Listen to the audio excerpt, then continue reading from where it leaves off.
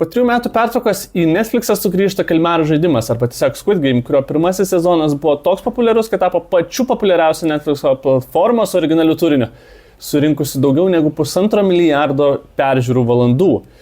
Na, tai pakalbėkime apie tai, koks yra antrasis sezonas.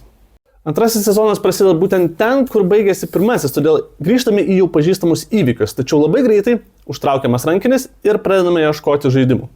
Ta daro mūsų žinomas Song Gi-hunas arba tiesiog pirmojo sezono laimėtojas ir jam padedantis žmonės, aišku, už pinigus. Viskas vyksta po truputį, porą serijų yra įsivažiavimas, dėl to pacingas šiek tiek yra lėtesnis negu norėtųsi daugiau veiksmo nuo pat pradžių, bet mes po truputį susipažindiname su naujais veikėjais, su naujais personažais ir nežinome, kuris iš naujo iš tikrųjų atsiras žaidime. Ir galiausiai ties 3 maždaug serija mes jau grįžtame į pažįstamą salą. Daugiau nieko nenoriu pasakoti, kad nieko neįspolinčiau, bet esminis klausimas išlieka, ar antrasis sezonas yra geresnis už pirmąjį. Mano atsakymas būtų ne, bet ar antrasis sezonas turi įtraukiančių dalykų? Tikrai taip.